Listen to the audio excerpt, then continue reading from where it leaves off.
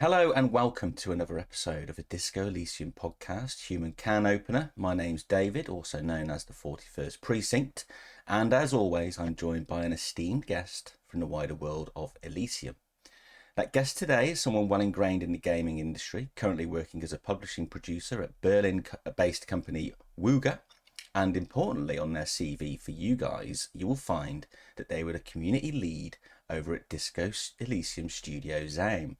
It is my honour to welcome to the podcast Volha Kapitonava. Hey everyone, nice to see you. Hi Volha, And thank you for inviting me. thank you for accepting the invitation. The honour is all mine. So warm-up questions first of all, as we like to do. Get everybody relaxed talking about the things that they love from the past and present. So Volha, first question for you. We would all like to know what your history is with gaming in general. What are your earliest memories playing video games? That's such a broad question, I should say.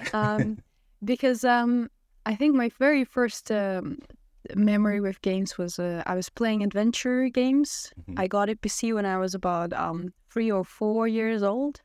My father made sure that I would get something, and we didn't buy it actually.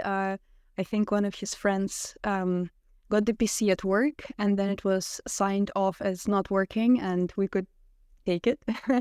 How it was in Belarus in the 90s and 2000s. And yeah, first games that I had were adventure games like Freddy the Fish, Dora the Explorer. I'm from that I time. was going to say, yeah, you're definitely younger than me.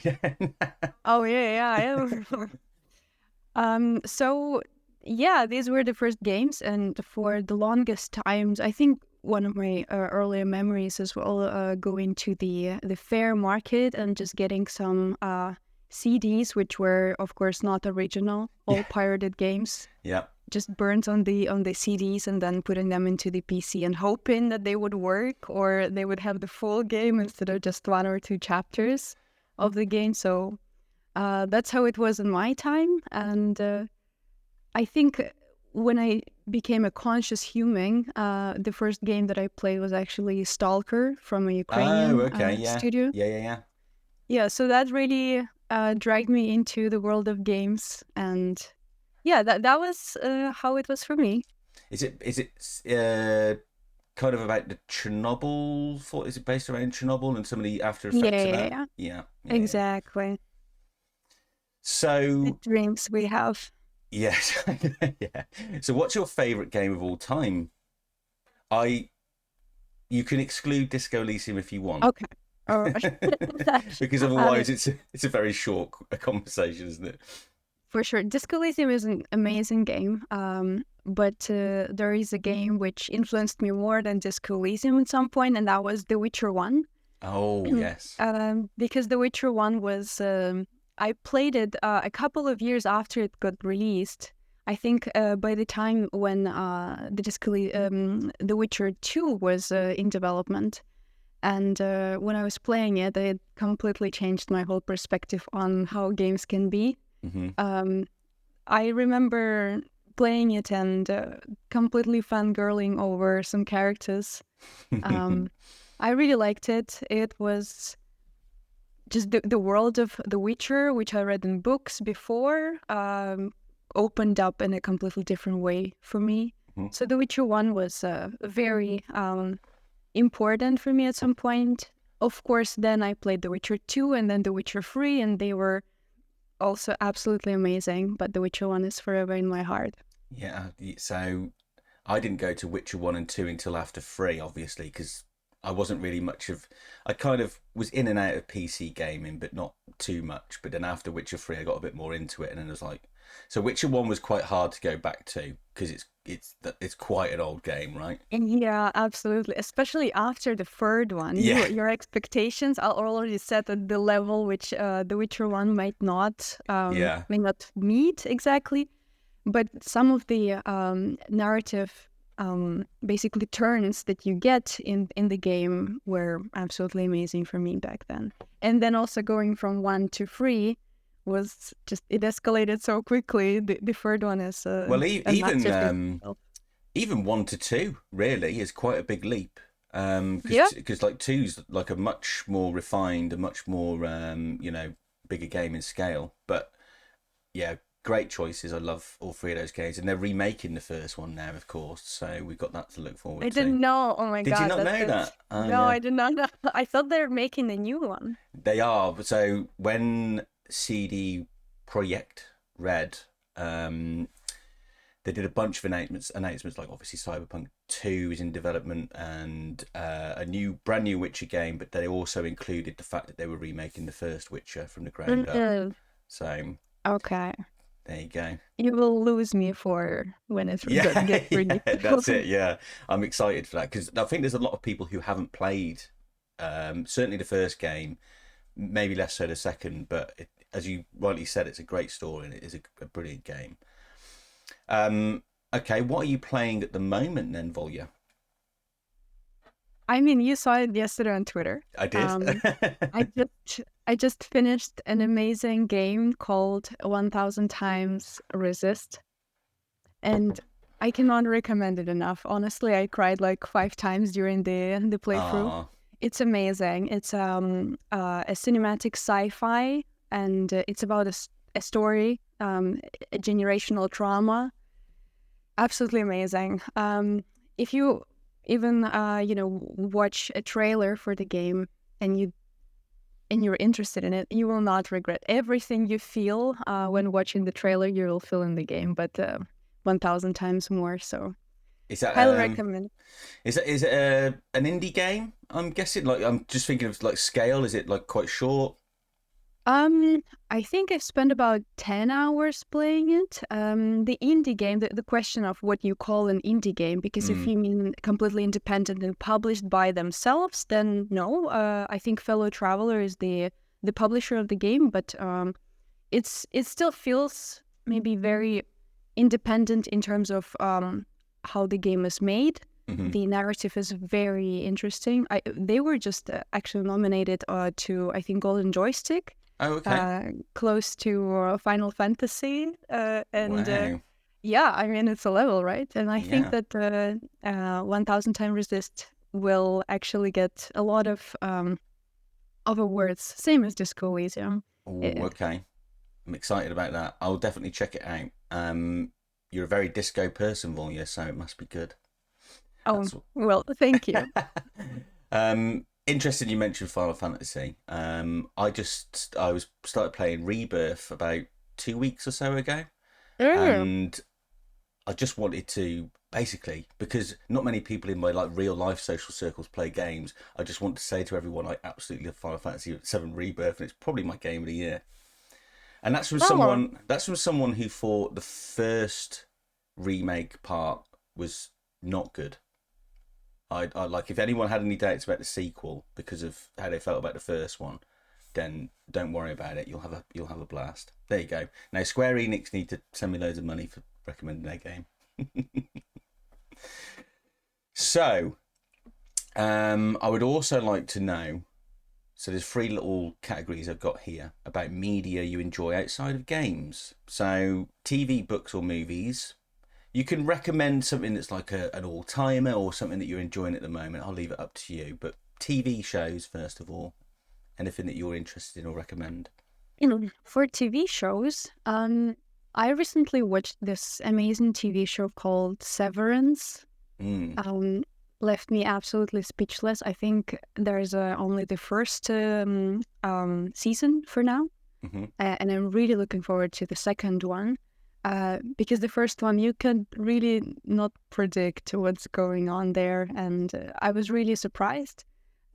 So yeah, highly recommend. I will not even explain what it is about because it's Mm. important to It's see it it's a first. HBO show, that one, isn't it? Not sure actually. I think it's HBO. I know it's got I can't remember the guy's name, but he's out of Parks and Recreation. If I'm recording correctly.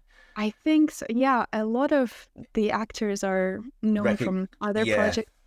yeah, they're quite right. I remember being surprised that they had quite a few comedy actors in there, and I wasn't. And this is perhaps credit to Severance. I haven't seen it, but there's a certain mystique Which about I it, should. even from the outside. I'm like not quite sure what it is.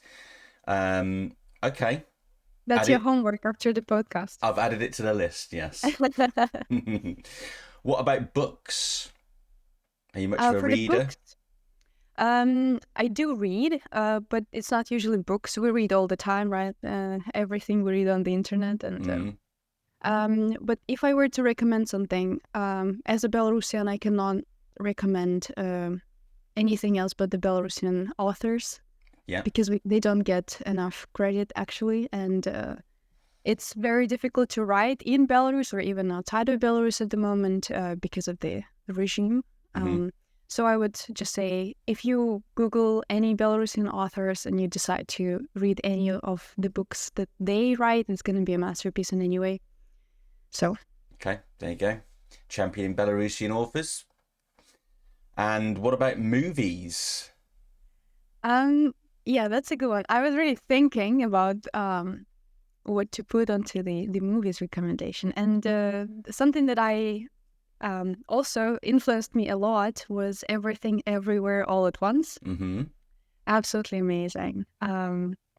You sit there for 2 hours watching the movie, and it just doesn't get worse. It's like it just gets higher and higher, the anticipation, the culmination until the very end. It gives you such a satisfying ending.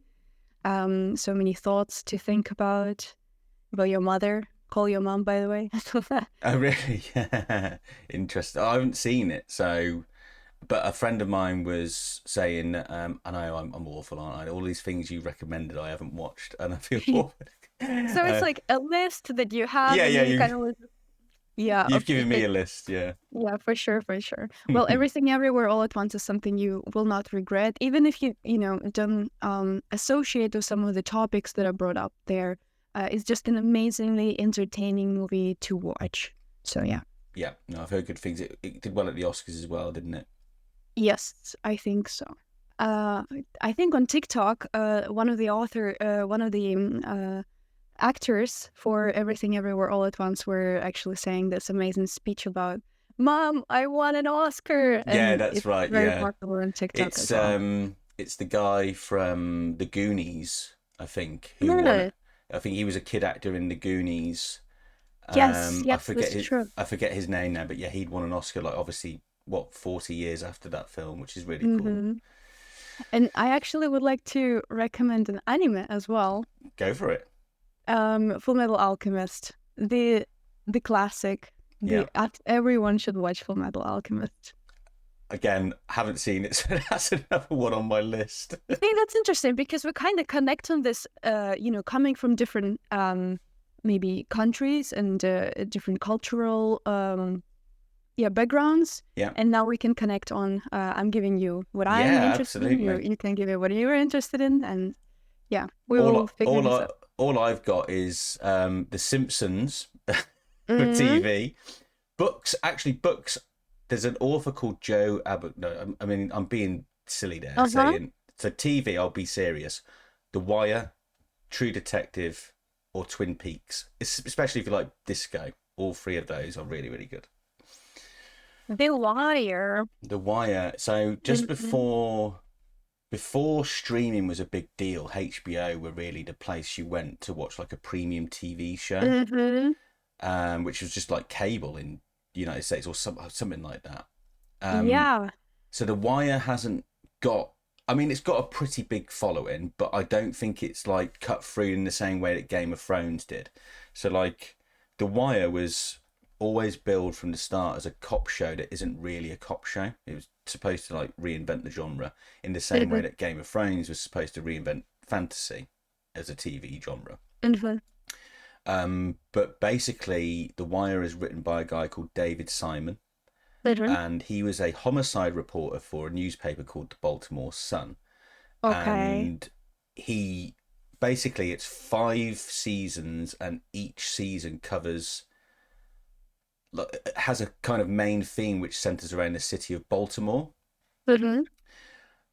But then like the whole story weaves through those 5 seasons while keeping the themes intact. I'm doing it a disservice on just how deep and detailed and real it is, but incredible. And the reason I think it's similar to disco is because that, yes, there are many stories about disco are woven within Elysium, but ultimately it is about the world of Elysium, and that's the thing Mhm. that really the Wire is an all-encompassing, magnifying glass on Baltimore in the same way that Elysium is Mhm. this is the world that we're giving you. That was a very long explanation for the what. So, it's No, honestly, that's amazing. But I I have a question then. Since you're from the UK, you probably will also watch the Hot Fuzz, right? do you know what? To my shame, I've never seen Hot Fuzz, and I whenever love Edgar Wright and everything he does, and Simon Pegg as well. Actually, when I was for the first time in London in 2013, I bought the autobiography of Simon Pegg, and I was carrying it in my backpack all the time for all the tours that we were having. And I was always hoping that he would appear from a corner yeah, and would sign yeah, my book, like he would just spawn there just for me, you know. So Hot Fuzz is my absolute recommendation because it makes fun of all of the cop films and everything that was ever written on the cops. Very interesting kind of detective comedy with a really great resolution of the film. So yeah. Lots of my friends tell me off for not having seen Hot Fuzz because I've seen the other Sean Pegg films, mm, and like Edgar Wright did. Was he Baby Driver? Did he? Was that? yes. Yeah, yeah. So he's got like a very music video Mhm. kind of touch to what he does, right? Yeah, no, very very good. Books. I was just going to say. So for me, Joe Abercrombie, I quite like fantasy in the vein of like A Song of Ice and Fire or something. George R. R. Mhm. I like having the high fantasy stuff, but I don't want it to like.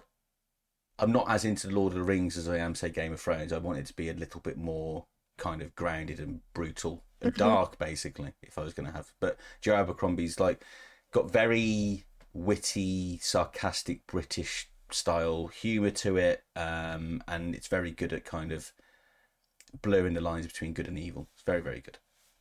He's got Right. lots of books as well. Movies. My favourite movie of all time is Ghostbusters, and Okay. I will not shake on that. So And there's it's nothing that can, top Ghostbusters for you? no, nothing, no, nothing at all. Okay. It's very special from like a childhood point of view, and I still think it holds up as an adult. I love all of the little lines. Very funny film. All Um, right. if anything was going to creep in, it would be The Mask with Jim Carrey. Oh, I love this one. The That's it. music there as well. Yeah, yeah. When he does the big dance with the police and Mhm. everything. Yeah, Love it. it's just like comic book brought to life, but like very very silly cartoon style. Yeah, Mhm. brilliant. Yeah, I agree. That's a good one. That's a good one. Yeah, Finally, something we yeah, watched yeah. We together. watched together. Exactly. Yeah. Okie dokie. Thank you for sharing that. Well, yeah, I really appreciate it. We're going to go into some gaming industry stuff now. So I know that we established that there are two questions that I had to ask you, which are kind of the same one. And that's around how you first got involved in the profession of. Let me reword that. How you first got involved in the gaming industry. I think lots of people have desires to be involved in it in some capacity. So, how did you first get involved with the gaming industry? Um, okay, that's a long answer, so get ready. You've got yeah, it's fine. um, so yeah, I think in I was always a gamer and I always wanted to play games and I never imagined that people who make games are actually real humans and it's all you can actually become one crazy um and at some point I was studying in a university to be a translator and interpreter and um I it was 2019. Disco Elysium just came out, and I had this. I basically had so many tabs open on my in my browser that I had to clean them all up. And I saw there that on Twitter at some point I saw someone recommending Disco Elysium as one of the best games of the year. And I was kind of curious, so I left this tab with this tweet open. And when I was cleaning the tabs, I was like, okay, either I, get this game now and play it now, or I close the tab and never get back to it. And I remember this exact thought going through my head. And you know what? I did get the game, and I played it, and it changed my life forever. I fell in love with it. Moreover, I played Disco Elysium first time on stream because I was streaming back then.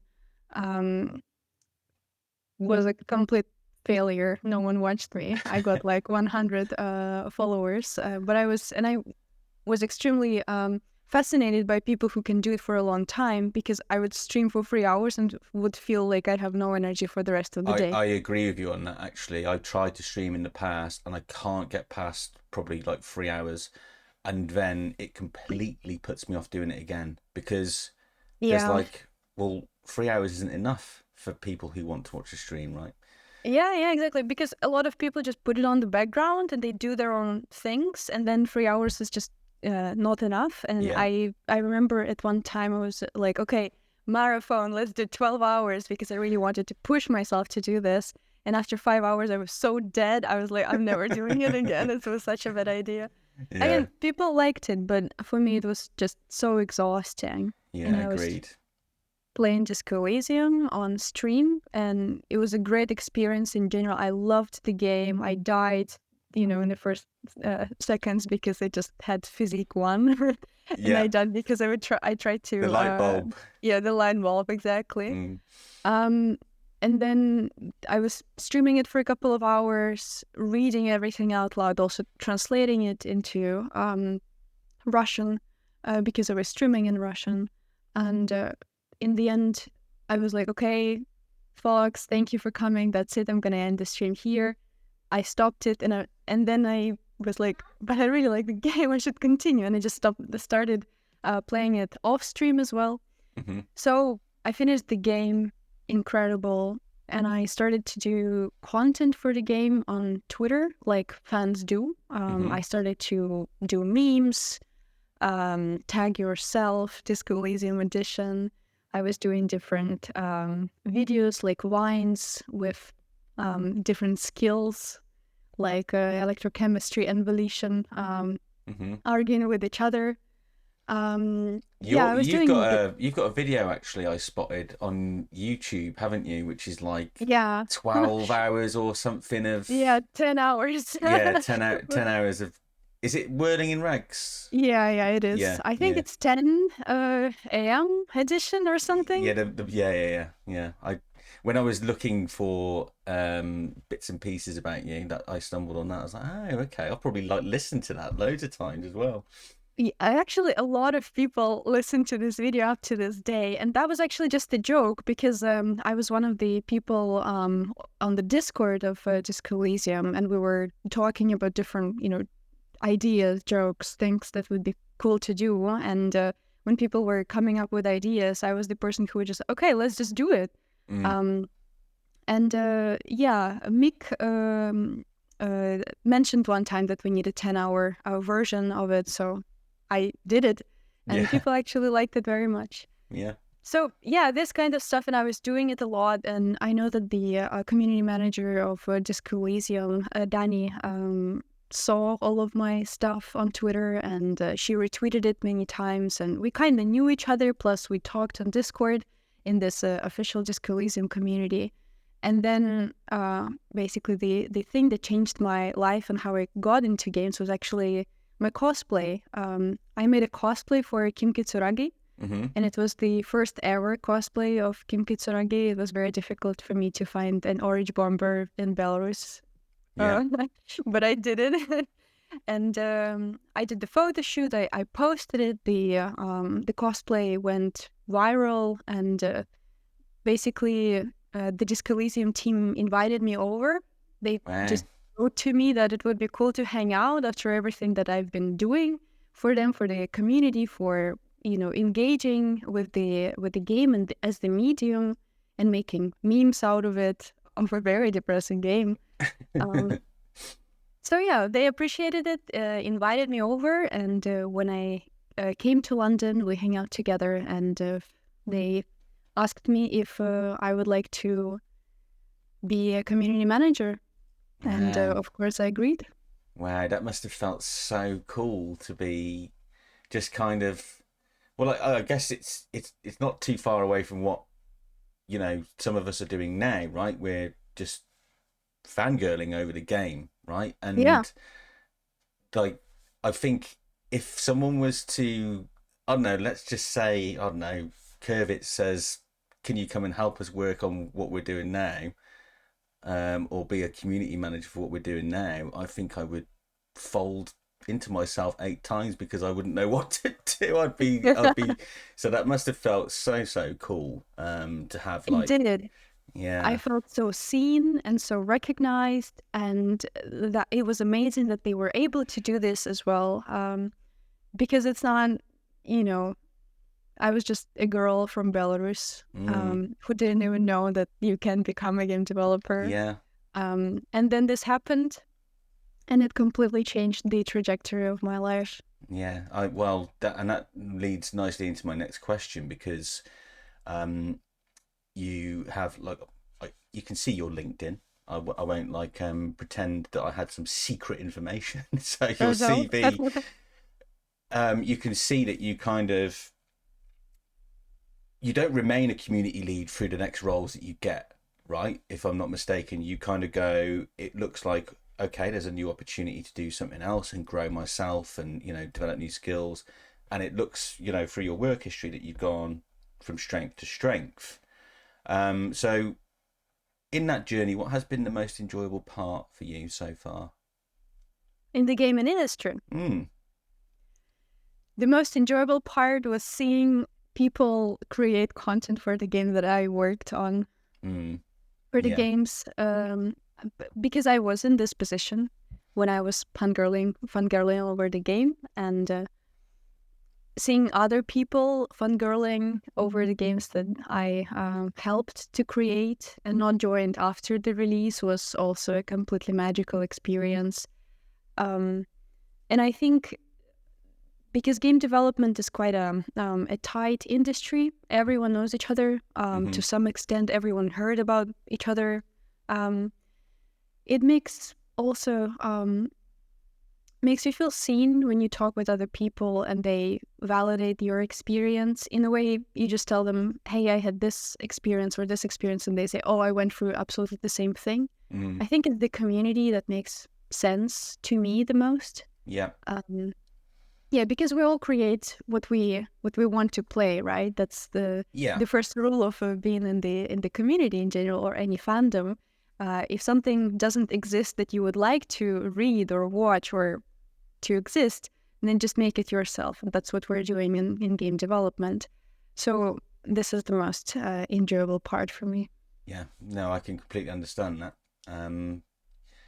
It must be incredibly cool. Again, like this is all really cool stuff, and it's interesting. There's a kind of like foot in the door element here with the industry. It sounds like it's like once you kind of get in there and you get to know people, and you get to understand it, like anything, I suppose. Then Yeah, these things come up, don't they? Is there a particular like story or really cool like moment for you at any point where you would just kind of like pinch yourself type moment? generally. I mean, to be honest, I'd be pinching myself being asked by Zaum to just come on board. So Of how course, how do you the top that? pinnacle of it. Yeah, how do you top um, that? it was crazy.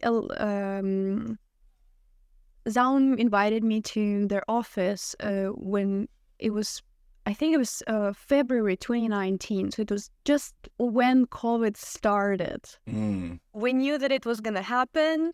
We yeah, knew that there are a couple of infected people in the UK already, and I was in the UK. And the team basically showed me the office, which was not open to the public in any way. And they themselves, many people on the team didn't see it yet, but they were like, okay, since we're here, we might as well go to the office. So we went there and we were just I brought some Belarusian sweets for them, and we were all just eating some candy and talking about it. That was, of course, amazing, and I was extremely surprised when they suggested that, or they asked me if I would like to. Must have been the to- sweets. It must have been the sweet, yeah.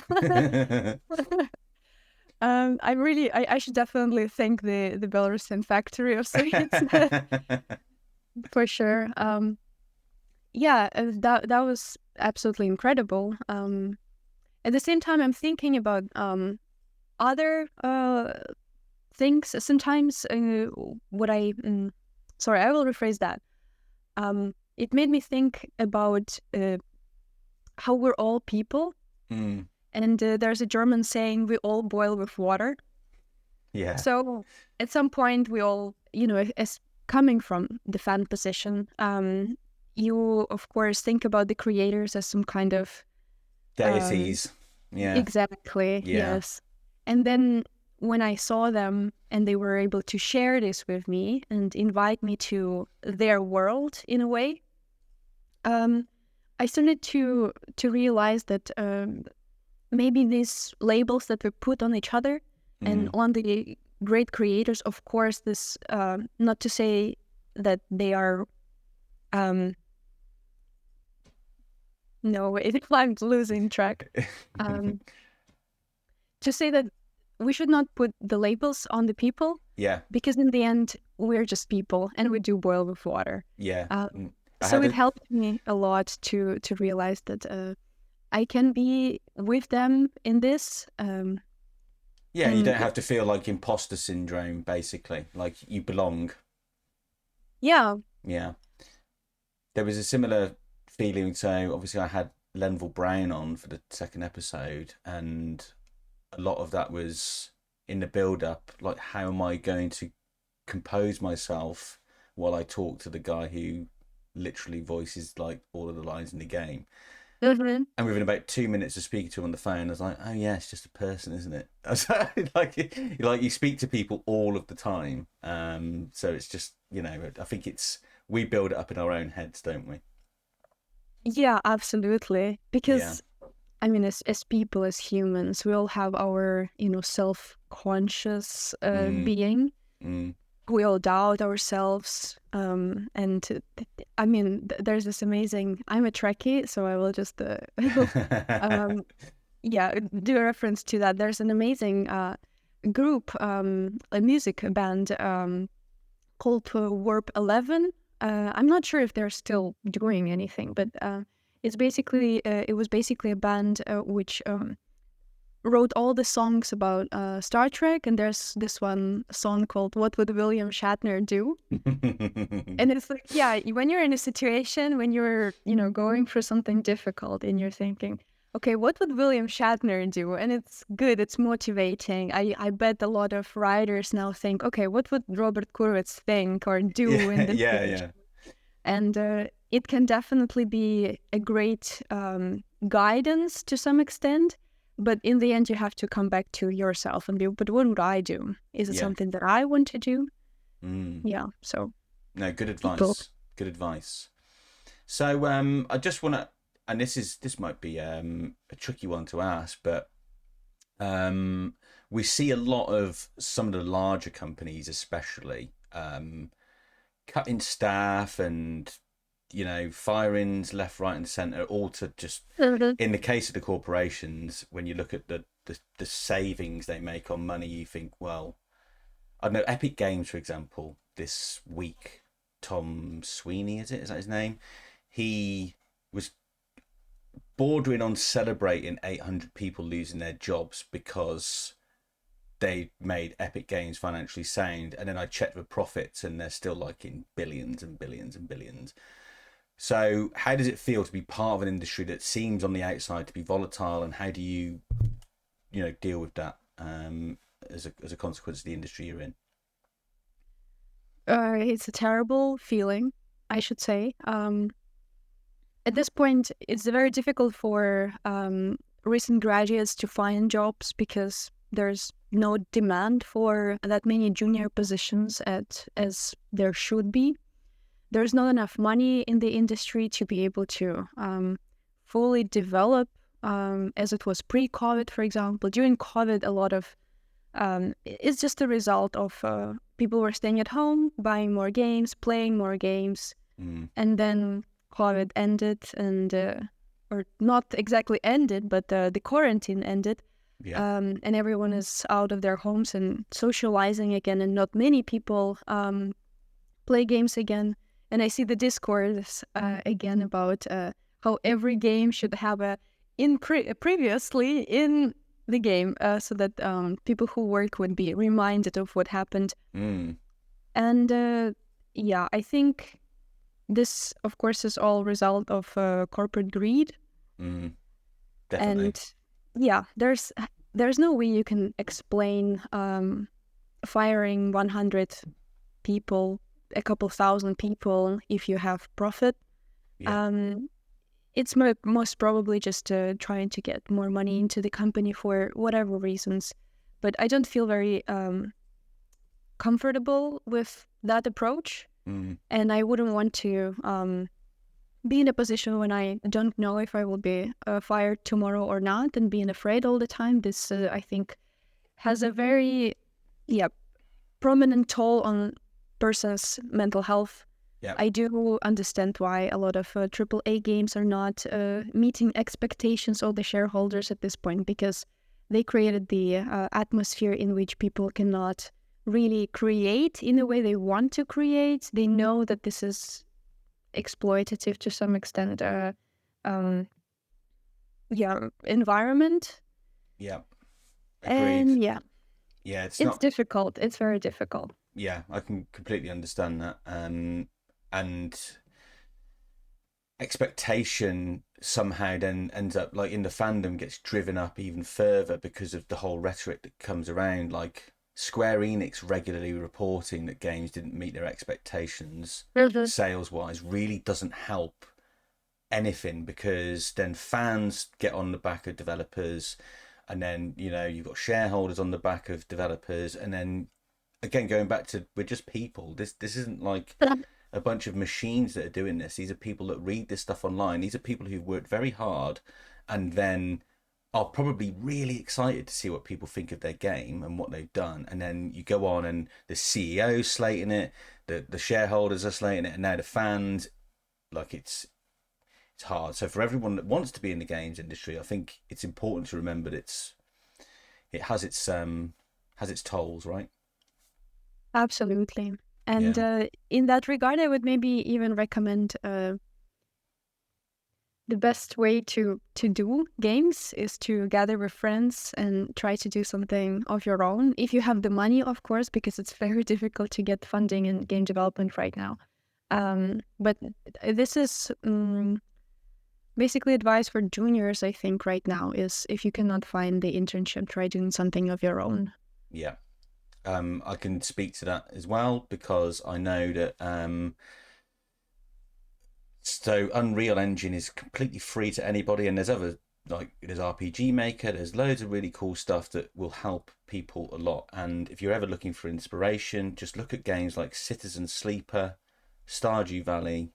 They took a long time, but one person did those games, and they are, like, you would be forgiven for thinking it was like an entire studio, because they're that quality. So you can do it. True. At the same time, just to acknowledge, this is a privileged position to be in, to be able to develop one game for 5 or 7 years, because you do have to eat. Yeah, that's true. You do have to pay rent, probably. So yeah, not everyone is in privileged position to do that, but if you have a job on the side and then you kind of dedicate yourself to making games, then that could work. People, deal with it in their own ways. Yeah.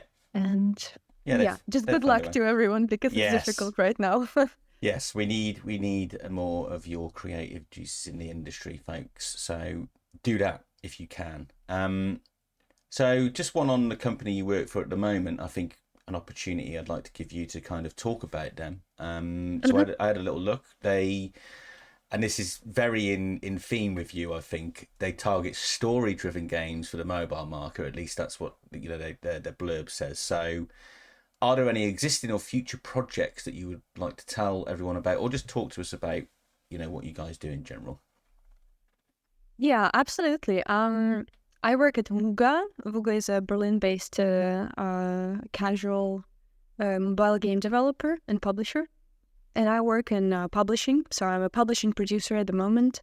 And Volha is surprisingly in such a game industry, Volha is very stable. And that's something that keeps me going. They are an amazing team.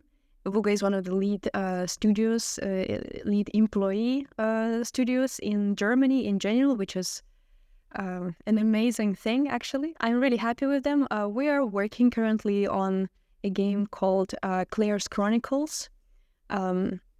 It's a game which probably is not for the target audience of this podcast, but You'd be surprised. Yeah, it's a solitaire narrative-led game, and it's currently in the testing phase. So we will see when it will release and for global launch. But yeah, I'm really excited about this. And another project that I would actually like to mention is I did exactly what I recommended a couple of minutes earlier about gathering with friends and doing something of their own. So me and my friends gathered together, and we created a studio called Positive Impact Games, and we're working on a cozy management game where you play as a girl trying to restore the land. So this is going to be interesting. And in a year, reach out if you want to play the game or the prototype of the game. I would be really happy. Oh, amazing. So I'm here. Have you ever played a game called Bear and Breakfast? Yes. I've just, as soon as you said cozy management sim, that's the first game that popped into my head. I love that game. Yeah, cozy management games. I absolutely adore all of that. So definitely keep us in the loop with that one. Amazing. Thank you, Volha. They're really, really good. So, we kind of touched already on your first, introduction to working with Zame. Obviously touched on the COVID era and what that was like working with that whole experience. I'm going to ask, are there any cool stories specifically from working at Zame? Was there anything that the fans are going to be jealous of here, is what I'm looking for? Damn, you're putting me in a very difficult position right now. Yes, give me a second though. I need to check something. Okay. And can I ask you about the maybe how to pronounce this properly in English? Go for it. So we have I will just write to you in the chat. So this skill, how would you pronounce it in English? Savoir faire. Savoir faire, yeah. Okay. Thank you. All right. So, one time when I was in London during COVID, actually, me and Helen went for a walk just to talk and hang out together.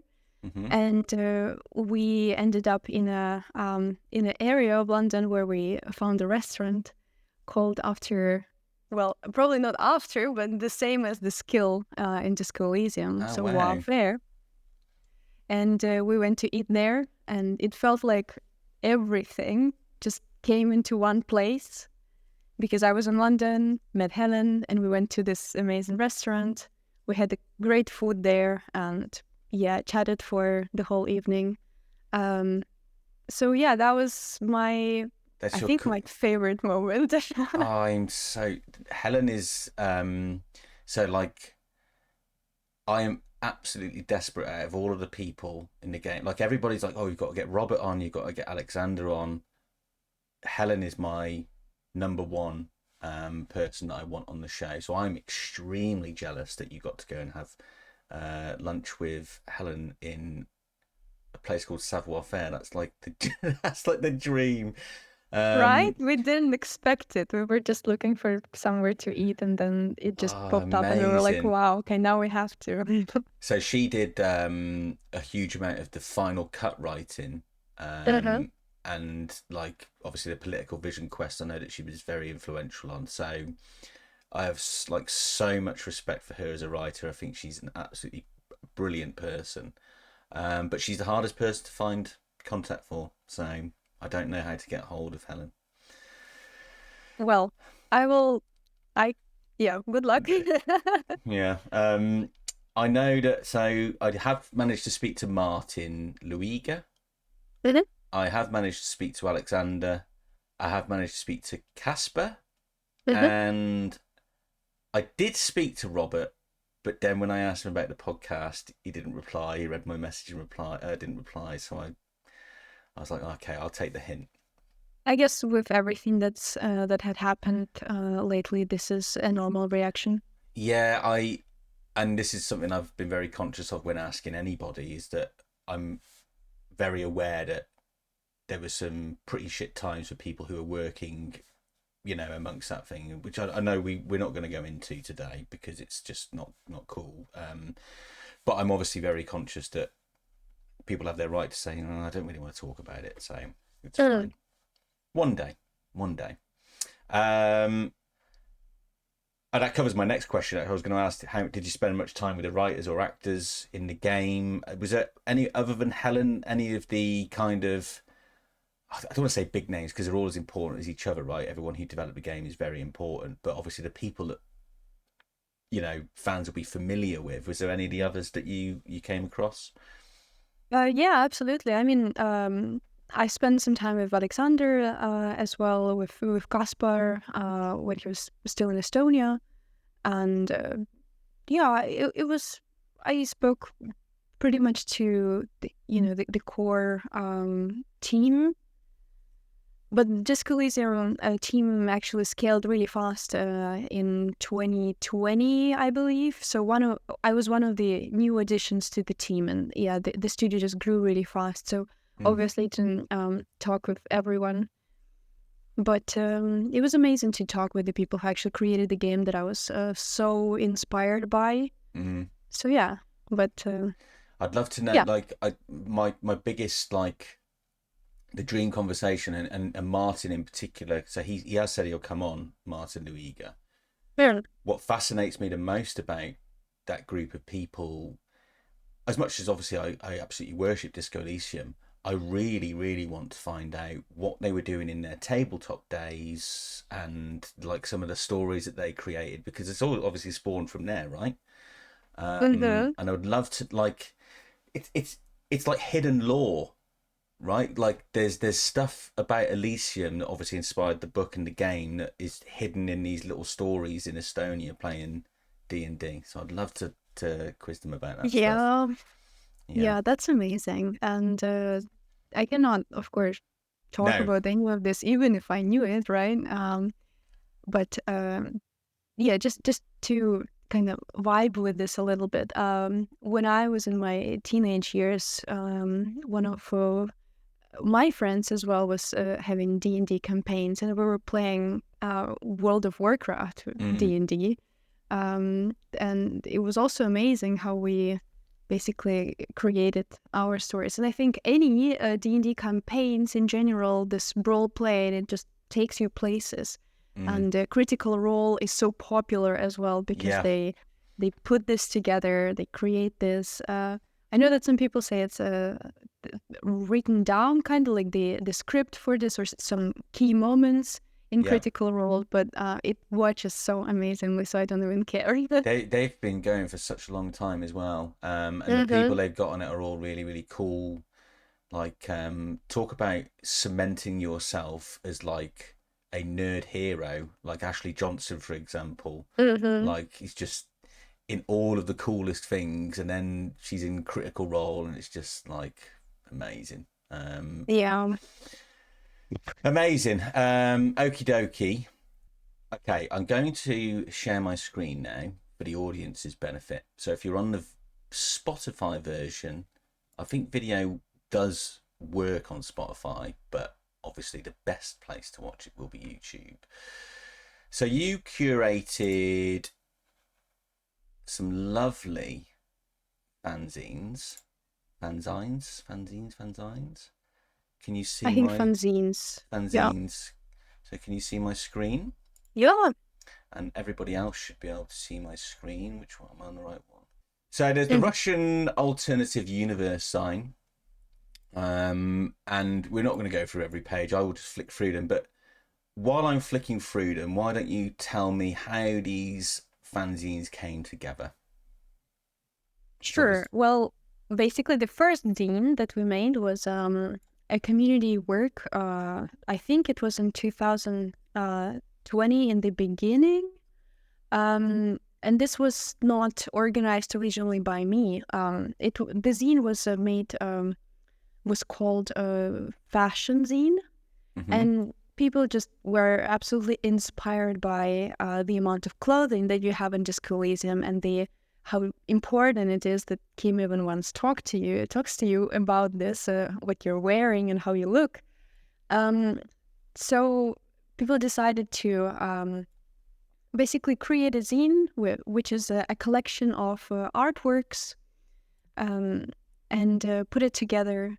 And I decided to help as the person who knows in design, and I was able to do the layout myself. So we were organizing it together with some other people.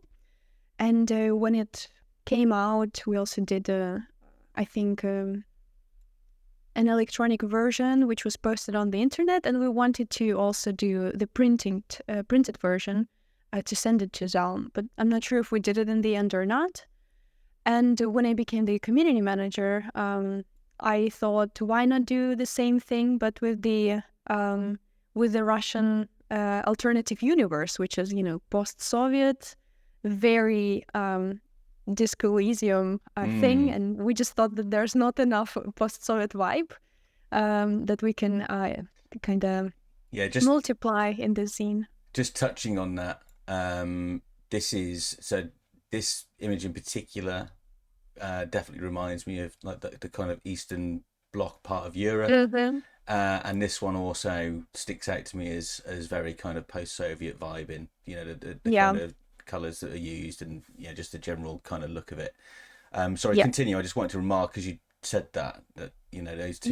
No worries at all. Timing was perfect, Volha. Yes. All of the arts that you see in this zine are actually taking place in this. If Disco Elysium was in this alternative universe, which it would be in Russia. And we were basically, I organized everything. I tweeted basically interest check if people would be interested to participate, and quite a lot of people signed in. And I moderated which topics would be drawn.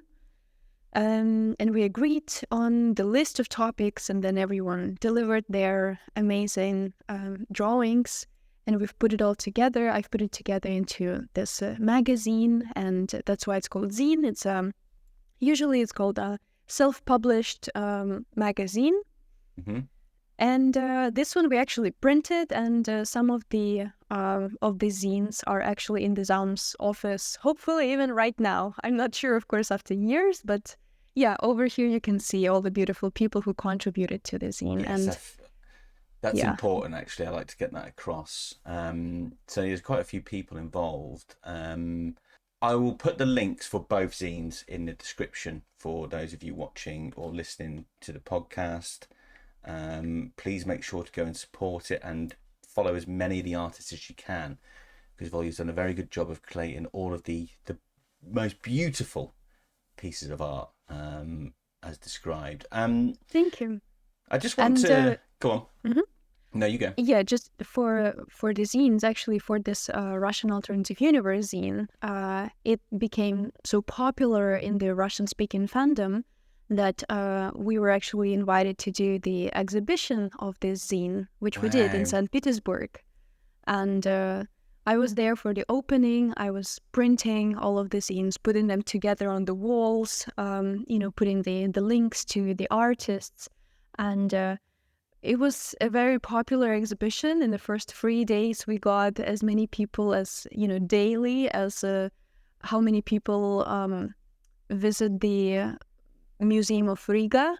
Wow. Okay. So it was really a success, and I have a couple of photos from this exhibition as well. If you want to post-production magic to include some of them, please do. Yeah, please share. And I mean, you kind of answered my next question, but I do have another one. So as a Belarusian, do you have if I think of Disco Elysium, I mean, obviously the game coming from Estonia helps, and obviously how much communism is an influence on the game. What's your view on the popularity of Disco Elysium in places like Russia, the eastern parts of Europe? That it does seem to really gravitate, that the fans there really gravitate towards Disco Elysium. What's your view on why that is? Oh, why? Because we are all depressed for the same reasons. Because we all suffered the trauma of Soviet Union, of the repressions, especially Belarus and Ukraine. Russia, of course, as well, but a bit differently. There's also, I would say, there's a distinguishing of Russia between the eastern part, which is Siberia and more eastern, and the western part, more closer to Europe. And it's very different kind of Russia as well. But people are all basically carrying this trauma of repressions of their parents. I now live in European Union, right? And I see here people being very chill and not worrying too much about how to survive in the world, because they are, to some extent, they are supported by their parents, by the maybe some wealth that their parents generated. In Russia, Belarus, Ukraine, and other Soviet post-Soviet countries, it was impossible to generate any wealth. All of this was taken away by the Soviets. So just by history, I think the history of Disco Elysium, of Revachol in particular, hits very close to home for post-Soviet people. And that's why, when you feel seen, when your experiences are being validated in the game, you find it easier to connect with the game and with the stories that it tells. And that's why I think, depressed post-Soviet generation very much enjoys it. Yeah. No, I to be fair, I kind of had a feeling, but I wanted you to explain it because you've got your own experience and everything else, so it's way more validated than my Reddit version. Reddit version. Yeah. Right. So thank you so much for that, and I want to say a big thank you from the on behalf of the community for all the work you've done. In particular the zines, but you've obviously contributed to Disco Elysium quite a lot, not only as a fan but then as a community lead. So on behalf of everybody who loves disco, thank you for your contributions. It means a lot. Thank you very much. Can I share my biggest contribution? Oh, absolutely. Please do. Please do. I consider my biggest contribution something that no people will ever see anymore because it's too late. But in the very beginning, when I wasn't yet the community lead, I started a Kim Kitsuragi dance-off with another Kim Kitsuragi cosplayer. And this is something that you cannot find on the internet anymore. Just because Twitter, went through a lot of changes recently, and the videos are not available anymore. But we were actually recording videos of us dancing and then basically challenging the other, and we were doing it for a couple of weeks. Yeah. So there was literally a Kim dance-off. Oh, amazing. And actually, did I hear you mention that you were the first ever Kim cosplayer. Was that? Yes, that's true. I mean, like that's you need a reward for that. I think some sort of gold-plated first ever Kim Kitsuragi cosplayer trophy. I have the Kim Kitsuragi bomber jacket, which is kind of my reward because back then my bomber jacket was you know, self-crafted in a way. I resewed an old orange jacket which I bought in a military shop. Yeah. Crazy. Don't ask how I got there. But yeah, that didn't exactly look like the one that Kim has, but now I have the Oh, so original. did they give you one of Yep. the Yeah, exactly. Zaum Atlia or Uh-huh, uh-huh. there's a lady on Twitter called Milenka. Sorry if I get that wrong. She'll be hyped that I've mentioned her. I know that, but she's regularly posting about that jacket and how much she wants it. But Oh, it's obviously quite expensive, isn't it? It's like quite a yeah. yeah, it's an Well, expensive I jacket. just paid with my dances, I guess. Yeah, But yeah, exactly. There you go, Melina. You just need to dance enough, and then you might get one. So there's a message for her. Okay, let's talk about the game itself then, and your experiences with it. This is the exciting part, really. Let's be honest. We all love talking about disco. So what? Well, yeah. When did you first play the game? We talked a little bit about that, but just talk us through like your first experience with it. You mentioned you played it in 2019, so it was before yes, voiceover, right? yes, it was before everything. Mm, The very first raw version of the game, I would say. I think it was end of October 2019, so just a couple of weeks after the release. Yeah. yeah. So there was like a few things with voice, like Kuno was voiced, but it was very different, right? Yeah, I think everyone, I may not remember this correctly, but I think everyone had a certain amount of voiced lines. Yeah. But yeah, I think everyone, maybe the salami guy didn't have the voice, but Yeah, I'm not sure. yeah. He only had like a few lines. They didn't need the salami guy. Uh, Amazing. the, uh, I was. Were you? Do you prefer the new Kuno voice to the old? Personally, I prefer the new Kuno, but I have seen. I preferred the old one. It's funny you say that, right? Because I can't remember why, but I was looking through old Steam community stuff, and I stumbled on one from the time when Final Cut was just, it must have just come out because there were people complaining they had to install this new version. And one of the Uh, things that was there was, oh, I can't believe what they've done to Kuno's voice. They've ruined it. And I was like, no, no, no, no. But actually, there was loads and loads of people agreeing. So I'm surprised that, yeah, lots of people liked I it. should, I should tell you that when it came to the voiceover, when Cut just released, I was also streaming it, and I have a couple of recordings from me reacting to the Mm, voices that I, hear for the first time.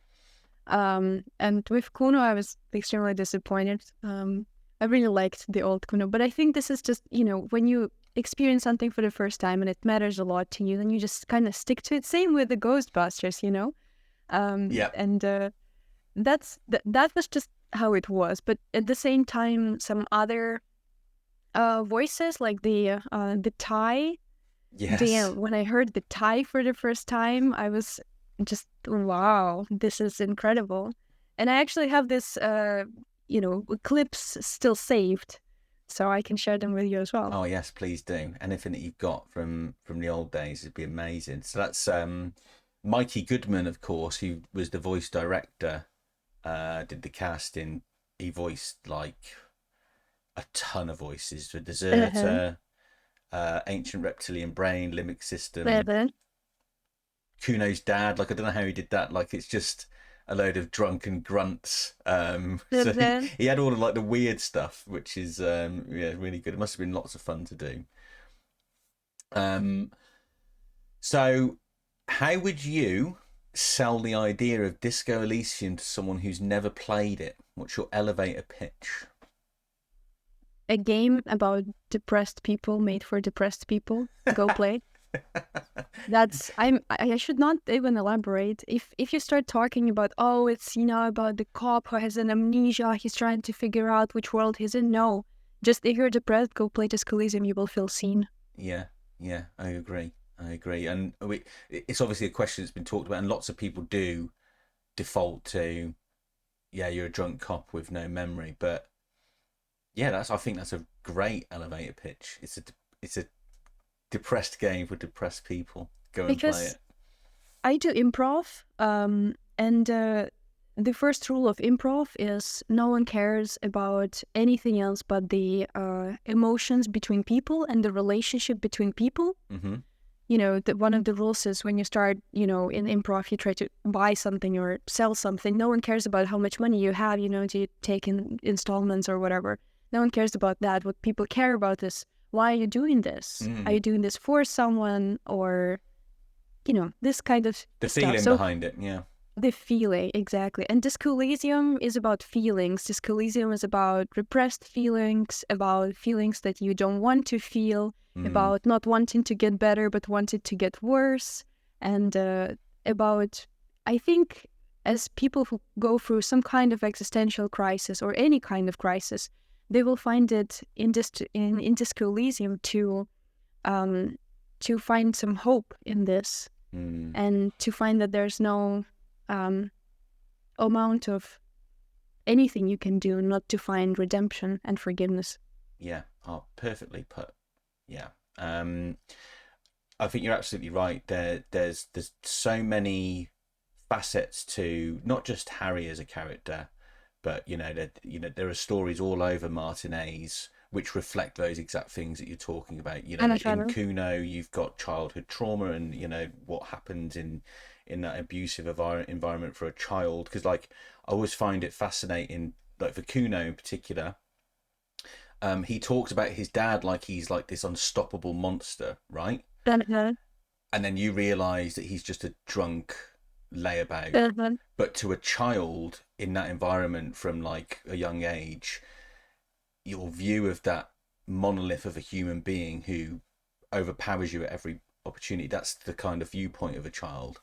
Yeah, exactly. And there's a lovely moment when you talk to Tommy Lahom, and you ask him what it's like to miss someone, and he says it's good and bad, an ache that gives you joy. And I'd always, when I first had that, and this is how universal those feelings are, right? So I remember the first thing that sprung to mind was the first time I ever went away from my kids for 2 weeks abroad, and I remember that, and that's kind of where Tommy's coming from, is that like he's away from his family, and I was like, I missed them, and I want to be back with them, kind of thing. But actually, if you've lost people in your life, it becomes even more profound, right? Because with my kids, I knew I could always get back, but with loss, all you have left is the memory. And I just always, those two particular elements of the game really resonated with me. Okay, well, yeah, who is your favorite character in the game? Kim Kitsuragi. No thought process here, just complete love forever, endless. Okay, tell me why you love Kim Kitsuragi so much. Oh no, I was not prepared for that.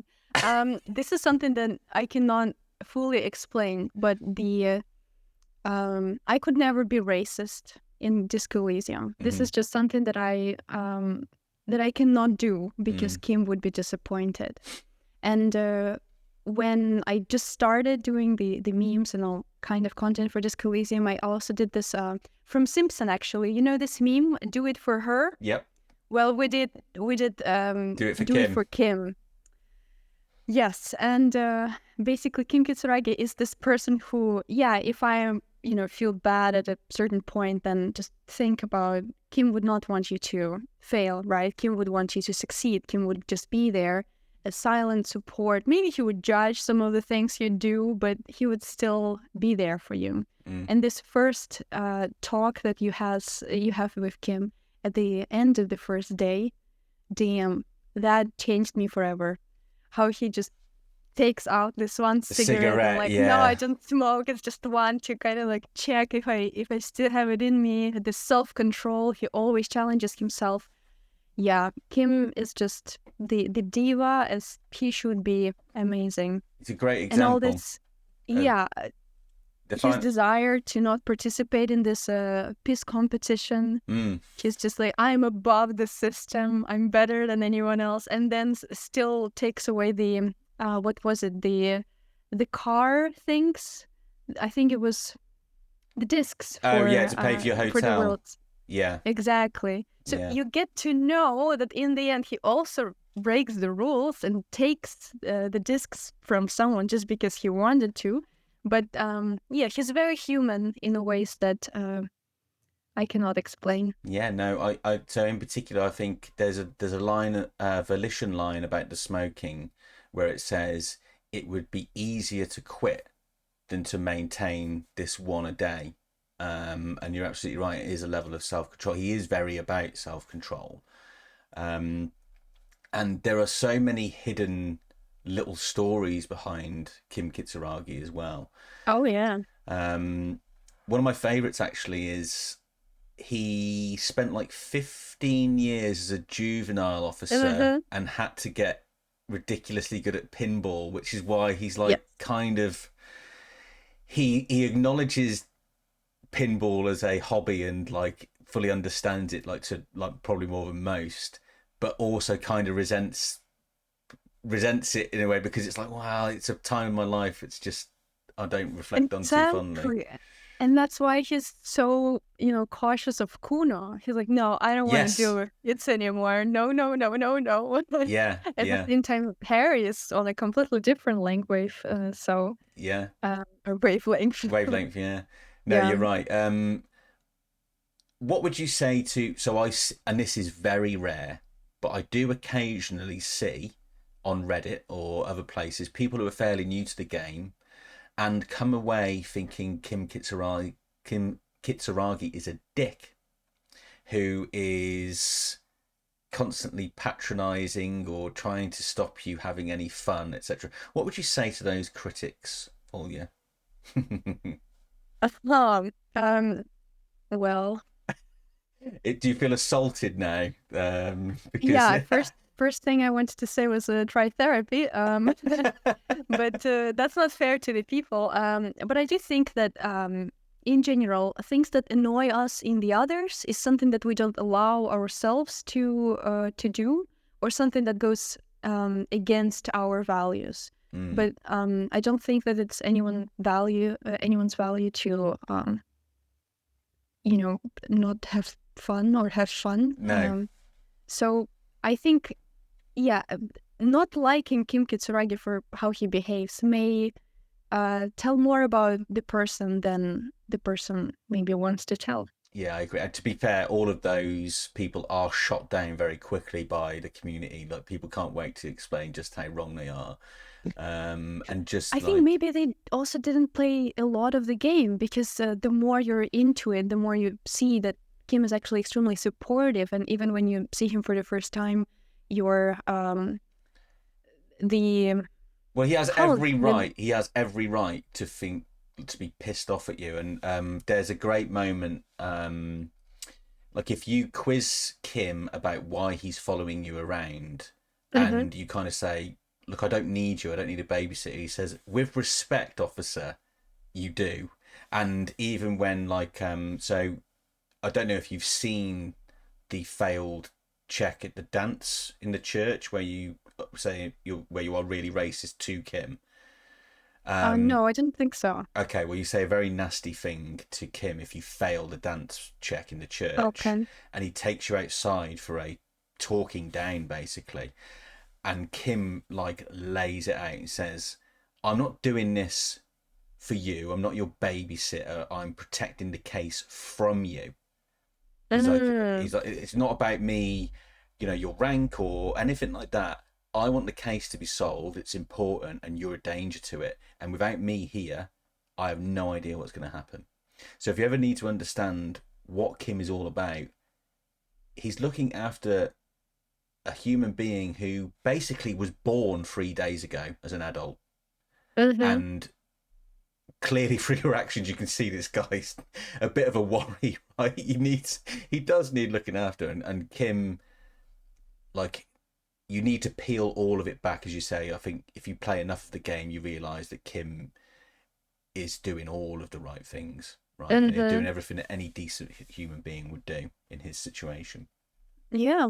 Moreover, when it comes to your Precinct 41 colleagues coming over, and Harry is like, well, I don't understand what's going on. What the heck? Kim has perfect idea what's going on. But Kim was like, I'm not going to participate in that. This Yeah, is your shit. yeah, yeah, So, yeah, Kim is a nice guy. yeah. No, I'm with you on Kim. But I had to play devil's advocate there and see what your response would be. So,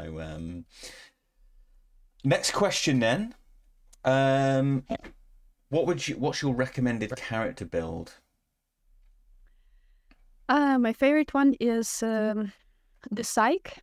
Mm-hmm. The basically the build that I played for the first time, which gave me an amazing experience, was I think 3 in intellect.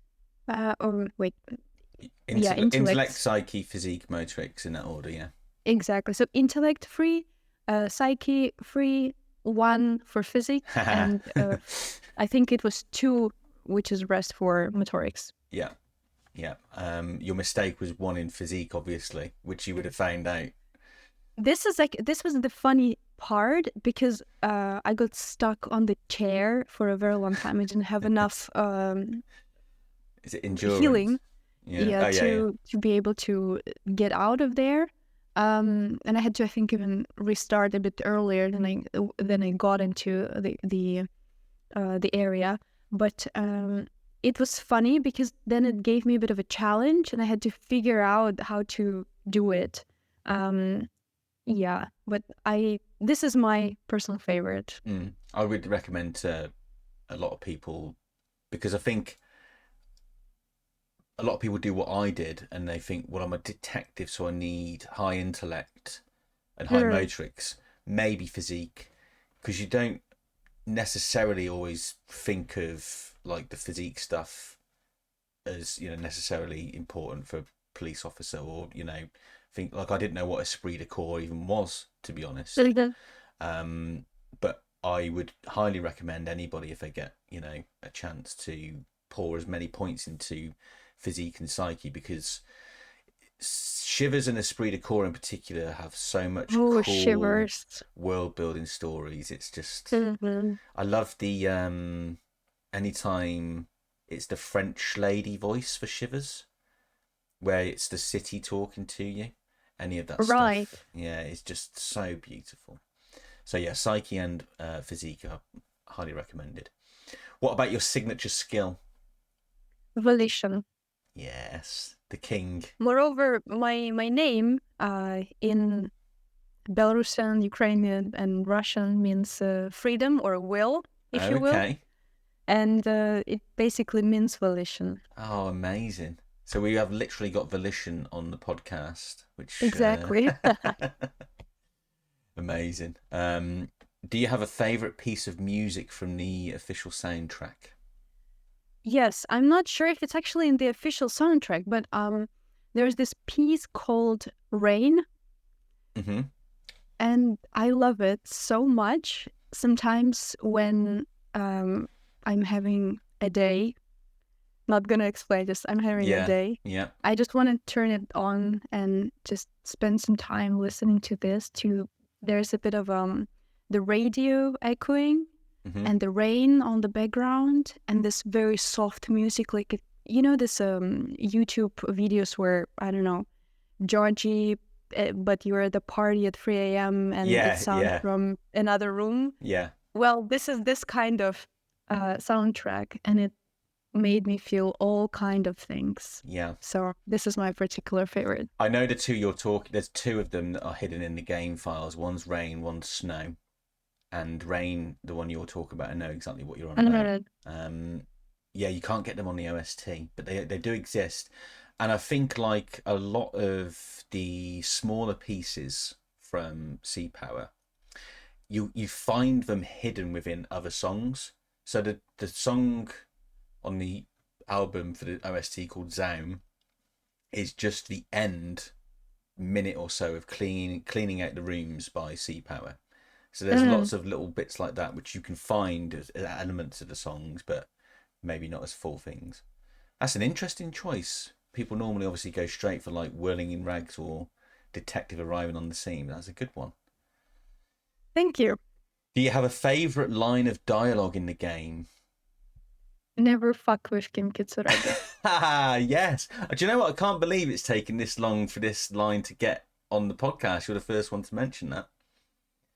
And Really? yeah, I will yeah, tell you more. When it got voiced, I was streaming it and I lost my fucking mind out of it, like because of yeah. this line. And I then posted it on Twitter, actually tagging the voice actor. And he said that it made his game his day, and it was the only line that he wanted the raw sound from the engineer. Yeah. So I think it's a very distinguished line, and it made me fall in love with Kim Kitsuragi even more. Honestly, I have my reaction to this line before it was voiced over, and after it was voiced over, my reaction did not change at all. Oh, amazing. Yeah, it's impactful because he doesn't swear very often. He doesn't and like you're just playing a board game, and in fact actually it's quite funny because you only get that line by losing to him, obviously at suzerainty, and the path you go down, I don't know if it was the same for you. I think this is the path that leads there. You get to a position in suzerainty where it really feels like you're winning, right? Because you've got all of Kim's workers addicted to cocaine, they're no longer productive. But then he flips it around, and you understand that you poured too much resources into, putting him down, and he kind of flips it all around, beats you, and he says, "Did you learn anything from this detective?" And then he says, "Never fuck with Kim Kitsuragi." It's amazing. What a great choice. Thank you for that. Amazing. Kind of similar question, but I have this one in to follow as a more broader question. Is there a favourite moment in the game? Yes, and as you guessed, it would also be a moment with Kim. Of course. But this actually in the church when you get him to dance.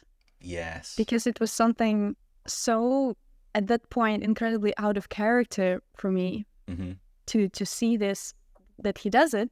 But when he starts dancing and you share this moment on the dance floor together with Kim, wow, it meant so much. I love that he, the way he it's code 31, emergency on the dance floor, officer requiring assistance, and it kind of, it's like, oh, is he going to do it?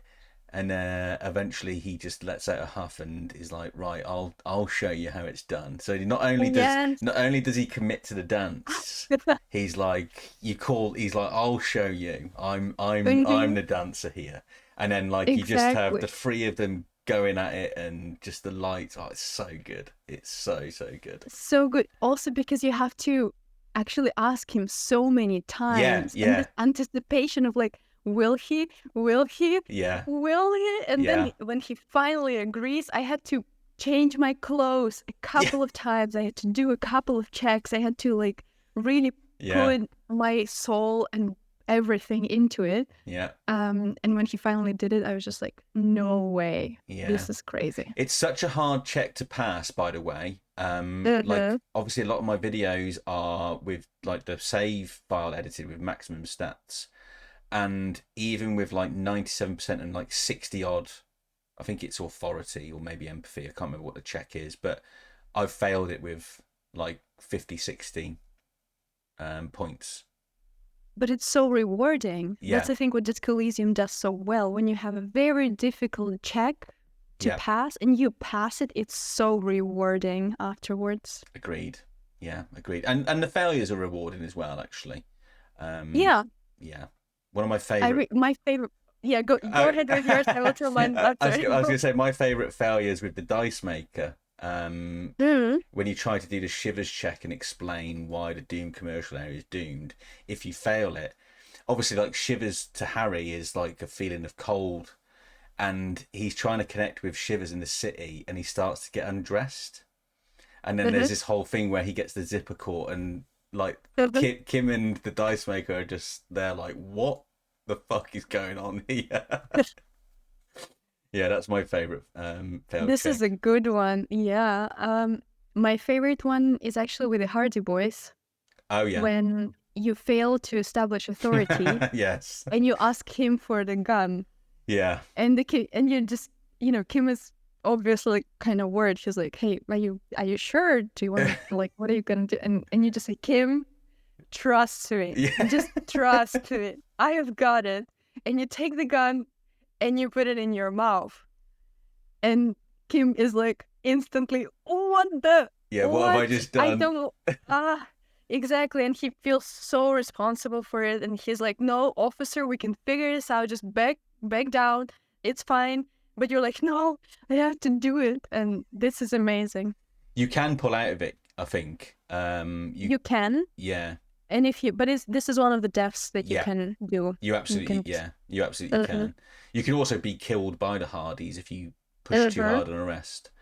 That whole I love the Hardys actually, because it starts off very conflictive, right? Like us against them, and they are, as far as you're concerned, within about 5 minutes of talking to them, the bad guys. But actually, the more you get to know them and the more you understand what their position is in Martinez and everything else, you realise that actually they just really care about people in their community. I think at one point, despite all of the betrayal from Klasia, Titus says, "Look, if we started arresting everybody that came here, like people go to Martinez to escape from, run away from whatever they're running from, and he says we wouldn't be much of a place like that at all that looked after people if we just gave everyone up." So it's kind of like we've got a reputation to keep here. This is a safe place for people to go. This is really nice actually how it all pans out, and then disaster comes later. This is an interesting one. Now, as a super fan, I reckon you'll have a very good answer to this, so I hope I haven't built you up too much here.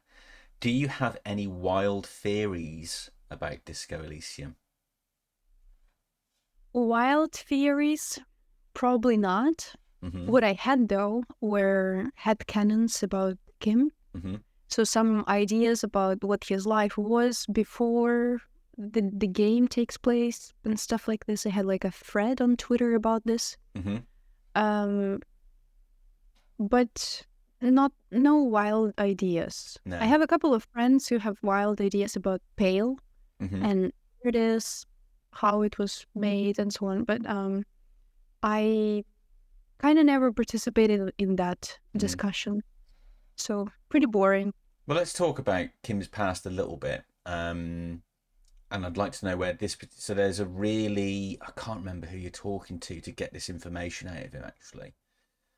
Maybe you're just talking to him about his life. When he talks about... You kind of get it out of him why he wears an aerostatic jacket and why he has an interest in, like, the flying machines and stuff. Yeah, and... that's the Aces High. Yes. Or Aces Low, yeah, depending which way... Exactly. But he talks about how the revolution ripped apart his parents, right? Or took his parents from him. So I think, again, this just adds to the fact that he is a very complicated and layered human being, as we all are, with a very interesting past. So were any of your headcanons centered around like his childhood or anything like that? Or was it kind of just yeah. Yeah? Go on, tell us a little bit. About the childhood, not in particular, maybe a little bit about the jacket itself, because I was thinking, how did he get the jacket for the first time? Why this particular jacket? It holds the meaning to him. And I was thinking that maybe he tried to do it himself, tried to sew it himself while he was in the orphanage or wherever he was. So it was about that, and it was just small ideas about what he could have done.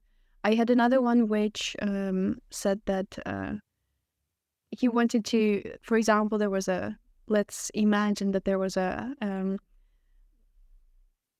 LGBTQ parade in Revachol. Yep. and Kim wanted to participate in that, to go, to be proud of.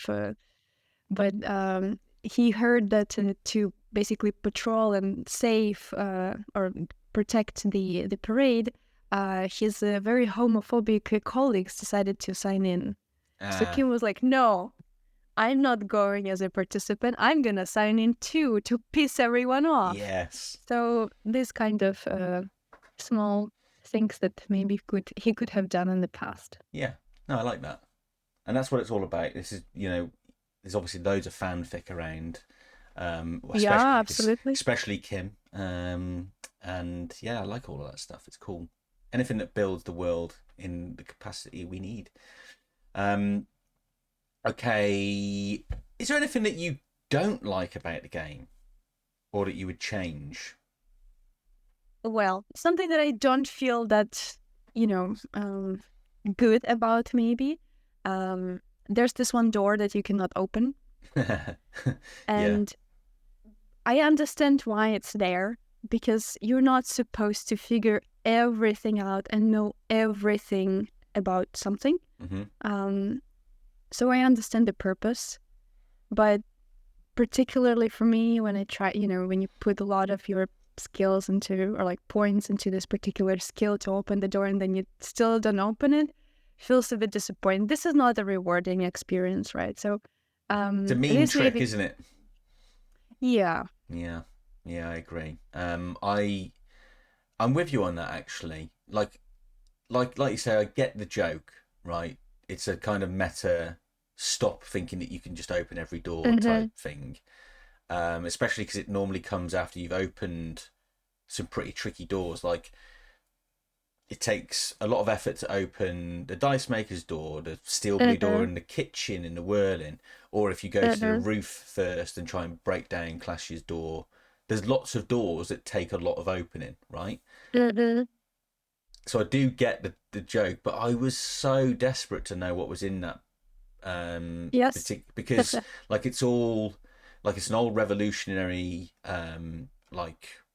it's like a cargo dock or something like that. But there's lots of intriguing things about it, and I was like, no, you can't keep that from me, please. Let me have it. Yeah, I was absolutely the same. Let me have it, please. I want to know. I want to see, even if it's something that's, you just open it and there's nothing in there, or just like one piece of, I don't know, anything. You just come in and you get the thought of, oh, it smells like piss here. That would be enough. Yeah, exactly. Dear. Yeah, no, I'd agree with that. I do wish that door was openable. Are there any particular kind of subplots or stories in the game that really resonated with you personally? I think personally the Titus story, for sure, protecting his people. That's a very, basically, the story that I can connect with a lot. And then the salami guy, of course. You love the salami guy. I love the salami guy. He's just so unusual. He just stands there, and his only purpose is to tell you that, you going to the other side is not possible until like Wednesday. Yeah. And he just shares your salami with you. This is also a little bit about the community. Like, he doesn't know you. He just sees you for the first time. But yeah, he says that you're a police officer, asking him for a salami, and he's like, sure, officer, here you go. Yeah. And I think it's so nice. And offers Kim a slice. He offers Kim a slice as well. Oh yeah, right. That's true. Yeah. So he's like, hey, guys, I can give you some salami. Yes, and nice. if I wanted, I mean, if I could just go out with the salami and just, give a slice to everyone, why wouldn't I? Yeah. And I assume he must have been somewhere near or around the area when Harry drove his car over the roof, right? You would think? Yes. I would think that maybe he even saw it out of the window. He was like, what the? Yeah. No, I like that. I'll that's another vote for salami guy. I'll give a vote to salami guy. I like salami guy. there's only two opportunities to eat in the game, right? So The there's sandwich and the salami, yeah. yeah. So it's very important. He's offering sustenance, which no one else does. Mm-hmm. Okay, so do you arrest Classier or not? So in the first playthrough, I didn't. Mm-hmm. And in the first one, I did. And I don't have a particularly strong opinion about this. Mm-hmm. Um, but I felt like Classy was a little bit of a bitch. Yeah. Um, Well, she is like she's got some really nasty history, and whichever way you cut it, I know there's a moral question around whether you were arrested because it's essentially a death sentence, right? Or at least you are led to believe it's a death sentence. mhm, Um, but she completely gives you the runaround, and even after like you peel back lie after lie after lie, she's even in her final moment she pins it all on Ruby, and then it's not mhm, until you get to Ruby that you find out that everything from like mhm. minute one was Clashia. Yeah. Well, I think that it was not justified for her to go all this, into all these turns and trying to make everything so complicated. The reason why I didn't arrest her in the first playthrough was because I thought they have more time. Mm, And then I, went to meet Ruby, and that's it. Basically, you're not able to make this decision later on. yeah. Um, so in the second playthrough, I did arrest her, and I think this is maybe how I would do it in real life, especially if I was strict so many times, and she would, flirt with me and Yeah. do all this kind of dances around to show that, oh, but I'm just a person. Mm, She just pulled off such a complicated scheme to make me think that it wasn't her. And she didn't cooperate. I would say that I, as a person, would probably arrest her. But I didn't feel particularly strongly about what would Harry do. mm, yeah. No. It's a difficult one. I think like she's clearly a criminal, and she but also there's the argument that, well, actually she didn't kill anybody in this case. You are investigating a murder. Okay, she was a pain in the ass, but um, not directly guilty of anything like A little. serious enough to be to.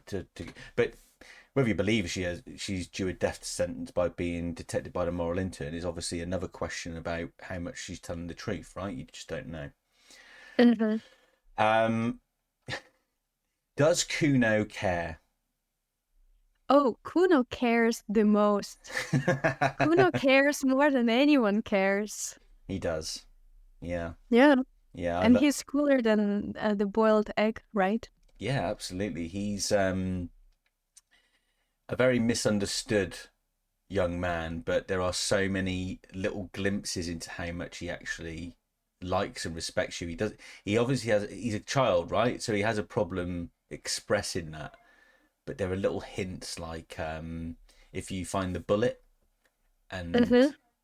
he says something like, "My pig's fucking got it." He's like really proud that he's got it. Mm-hmm. Yeah. And he just wants to seem cool. So he's like, oh, I don't care. Yeah. Because he heard that from other people, maybe even his father saying, I don't care all the time. But Kuno cares the most. And if you didn't pass the check to save Kim, then Kuno is with you, and he goes with you to the very last location. And you just can see all the comments that Kuno makes and how he then defends you. Which is Um, amazing. Is an amazing. amazing Yeah. masterpiece. I think he's a very, very good person, and he will be an amazing. I kind of don't want to spoil it, but he will be an amazing officer. Yeah. So I'm just gonna move on to I'm gonna skip one question and say where would you like to see the game go next? Just because we're talking about Kuno, an idea popped in my head literally this week in conversation with people just on the community.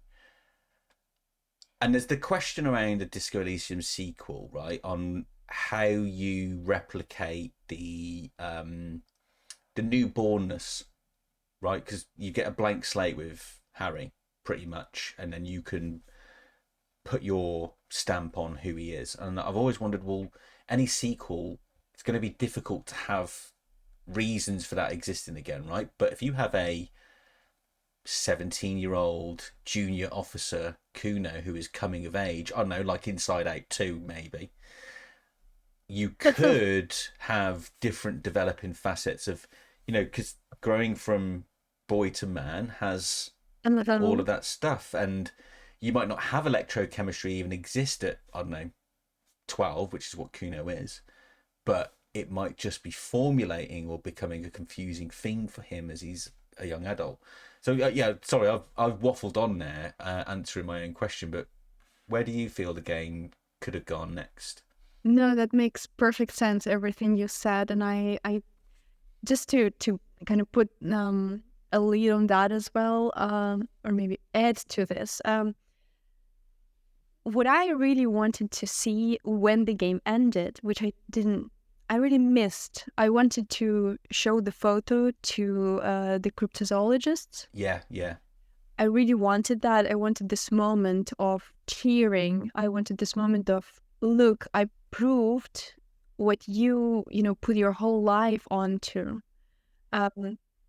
This I was really missing, but I understand that it's like an unnecessary bit to make in the game. The game is not about that. It's just kind of a side quest in a way.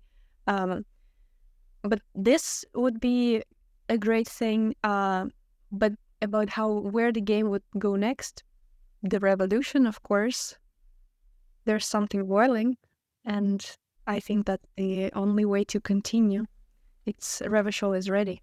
Yeah, there's obviously L'Erator, which is remarked on by Klasia as part of a Shivers check, which is about a feeling amongst her group of people, these corporate espionage people, that there is, something bubbling under the surface, like it is coming.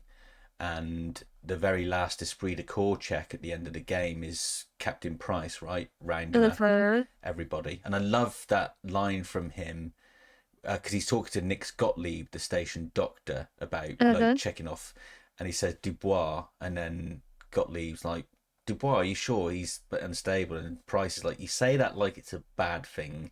Harry's our man. He'll pull through, or he'll be there for the people, something like that. And that thread in particular, I was like, oh God, now I will never know, or maybe won't ever know, what was going to happen there. But obviously, like as you say, like for me, the canon ending, as sad as it is Kim getting shot and Kuno being brought out of, this horrible life that he's got. Like that's the most hopeful ending for me, because ultimately Kim is okay. He'll recover. He's in hospital. And if you save Kim, poor Kuno, you'll disagree with me here, aren't you? Poor Kuno is... I do.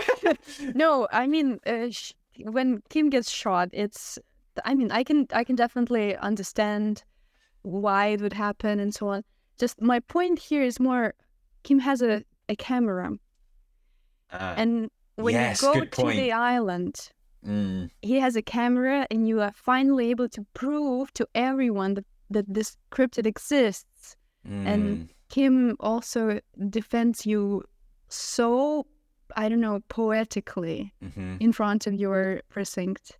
And if you have this photo and, you didn't fail it, and it actually happened, then Kim is just the biggest fun boy of Harry ever. That's true. Moreover, I don't drink alcohol, and my Harry also doesn't drink alcohol or does drugs. And therefore, Kim is like, no, he didn't drink, he didn't do drugs. He's running around all the time, but like, look at this photo we made, and he was just forgiving you for absolutely everything. And even if he, to some extent, he would, drag you out of the church and would tell you, hey, you're a racist, stop doing this, you're dangerous to the case. Then in the end, if you crossed or checked all the boxes, Kim is gonna protect you like his own brother. It's a very good argument, one that I don't have much against, actually. As soon as you said it, I forgot that Kuno doesn't have a camera. And as amazed as Kuno is, he is still a child, and it's very difficult to back up your claim without the photo and with just a child as your only other witness. Very good point. But what a lovely debate we just had from that. I like Yeah, that. absolutely. So I have two more questions for you, and these are really about how you would be defined in the world of Elysium. Okay. Okay. First of all, which Copo type are you? Well, first type that I got was the boring type Was it? because I was trying to opt out of everything because I thought that's too extreme. The second one was the superstar. Yeah, I love Superstar Cop. Love Superstar Cop. Yeah. What about you personally? Well, I guess a stupid superstar is a good way to describe it. I remember at some point it was like in the community, we were talking about each other's types, and I was appointed the superstar one. Yeah, I just feel it would be nice. Yeah, I like that. Yeah. I'm the sorry cop, definitely. I'm always apologising. Oh, Which I think, to be fair, I think that's a very British thing, actually. oh, it is. Yeah, It is. For so sure. maybe the entire country are a bunch of sorry cops, to be honest. So, There. yeah, I don't know why we do that. It's funny, like someone will bump into me in the street or something, and we'll both apologise. It's like, or like, Yeah, do but you know the what I same in mean? Japan, Oh, In really? Japan, it very often it happens that you bump into someone and then you just like, Yeah, sumimasen. yeah, yeah. Yeah. I mean, it's not. I guess it's not a bad thing, but I just think it's very. It's definitely No, a. it's good. It's good. I think it's also good that you don't because sometimes it can happen. You apologize and the other person's like, yeah, look where you're going. Yeah, So yeah. instead, it's better that you're both just sorry and you continue your day, right? Exactly. Yeah, yeah. Okay. Final question, and this is about you, not necessarily the game, or Harry. I suspect I know the answer as well. Yeah, I bet you know it already. Communism, liberalism, moralism, or fascism? Volha. Communism. Yeah, yeah. I'm yet to have anybody say anything else, actually. So Then I bet you have very good guests on the podcast. I think it's difficult. So the thing about Disco Elysium, it does make fun of all of the ideologies, and if you follow the political vision quests, you'll find jokes about all four of them, and Yes. you'll find reasons, or I think they adequately put across the motivations for those ideologies very well. Hmm. But actually, away from the political vision quests, communism is something that's way more woven into the game, right? Like you have these Oh, specific quests, but actually, communism is very much at the heart of Disco Elysium. So I'm surprised when people come away and they don't resonate with communism and enjoy the game. It's a complete like clash of ideas. mhm. But yeah, tell us, just maybe add some context to why communism is something you align with. Sure. I come from a country which is poor. Just for reference, the average or medium salary in Belarus per month is about 300 euro. Wow. Um, yeah, that's a country in Europe that still exists, that 300 euro per month. I mean, Wow. Ukraine is not far away from it, about 450, I think, but maybe with the inflation, it's a bit lower now as well. Hmm. So coming from a post-Soviet country, we all know that Soviet Union was not really communism Yeah. in any way. That it was the idea that was used to basically make people's life worse and make the people at the top have everything while the people at the bottom not have anything, which is the opposite of what communism is trying to achieve. It's a difficult topic in general to talk about politics, but I was living in an authoritarian regime my whole life, with Belarus being the example. And I feel like to provide some justice in my life, even though life is unjust, injustice is everywhere in life. Yep. I feel like I would like to see communism as a community work, in a way, to be able to organize locally, to be able to support each other locally, to maybe create some intentional communities that would support each other and cooperate with each other.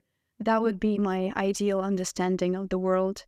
I know that local, you can see this in the urbanism perspective when you live in a city and you have for example, a cooperative, you live in a building and you all together decide what's going to be happening at the gardening of the building, for example.